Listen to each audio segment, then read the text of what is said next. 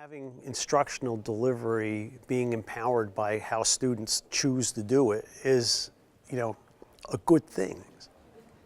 So this program has actually, brought us to a place where we begin to think about how to do, the beginnings of things, because once they're started, they acquire a life of their own.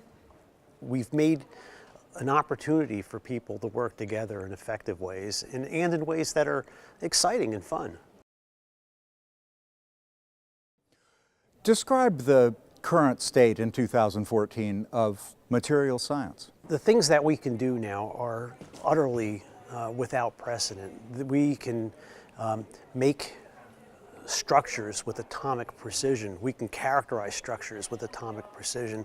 We can go to the most fundamental attributes of how electrons move or interact with the solids in which they're embedded. We can look at excitations and transformations with unprecedented characteristics. We can make matter perform at extremes of conditions. If you think about, what we ask, materials to do in, high energy density, energy storage devices, or, high compression turbines. These are things that have all happened, because of the ability to understand, manipulate, and characterize the structure of matter. This is a very exciting, very rapidly advancing field, and it's also broadly interdisciplinary in ways that had never been true, like say 30, 40 years ago.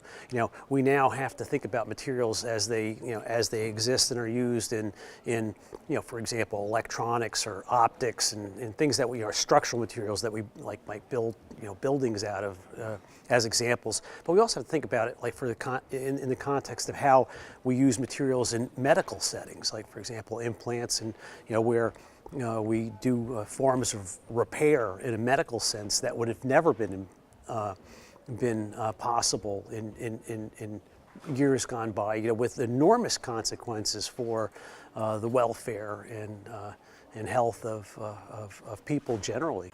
How does that make you feel personally? Like you say, it's about 40 years since you began your undergraduate career, and here you are now, an established name in the field.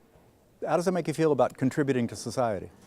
I feel pretty good about it. I feel very good about the contributions that I've been able to make. If the worst thing that you can say about yourself at the end of the day is, well, I've done a few things that people seem to have cared about, well, that's not half bad. And it's really nice to be engaged in the study and the doing of things that have translations to forms of practice that matter. And so if you can bring something to a form of commercial practice, that's an incredibly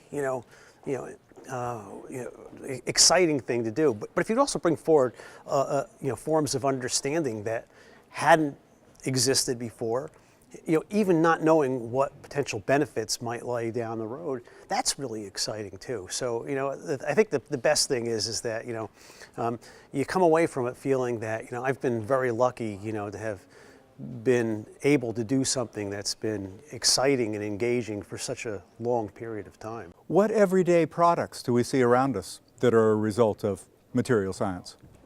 I mean, every place that you look and you see stuff, right? That's it. I mean, it's everywhere, right? Metal, glass, every form of electronic device you've ever touched. Forms of matter that are as diverse as an advanced aircraft and toothpaste. Where do you see it? Everywhere, everywhere. It's absolutely everywhere. It's everything. This is the first course you've worked on for online delivery. What was the experience like for you? It was exciting, and I think the thing that was best about it is that it was well received, and it seemed to have accomplished the things that we would have liked a course like this delivered in this way to accomplish. Well, now the teacher becomes the student since you're doing something for the first time. What will you take with you for the next time you make an online course? I think what I'll do is I'll just approach these things with a lot more confidence and actually start to think about ways that we can actually add more to it, because that's what I think is the the important part. I think there's an enabled capability that comes from this that's not static, right? This is something to build on, and And I think, that's the kind of thing that, we should be doing, is think about how to build upon the capabilities to leverage them to even higher benefit. What was the student response to the first running of the course? The students that took the course were very enthusiastic about this approach to doing things, and I think that's probably the part that strikes me most about it, is that having instructional delivery being empowered by how students choose to do it is a good thing. I think it makes it very effective. What have you gotten out of the Inspire program yourself? The Inspire program has been crucial to taking aspirations and making them embodied in something real. There's things that we've talked about doing for a long time, and the difficulty always is like how do you start? Where and how do you begin?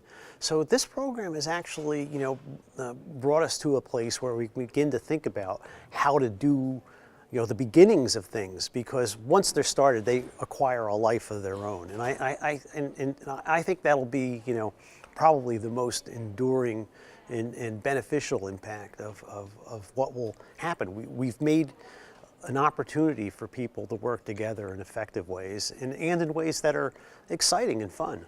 Now that you've been through this process one time, what's your take on the future of online learning? This is something that's growing, it's evolving. There's many drivers, that are going to push how we do instructional delivery and the nature with which we approach research. Well,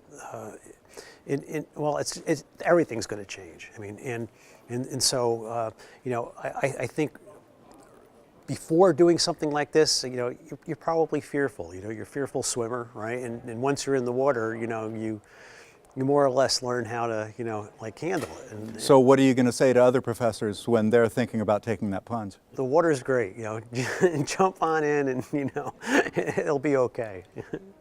and it'll be fun too, and you learn things. And I think that's that's everything in this business, learning things.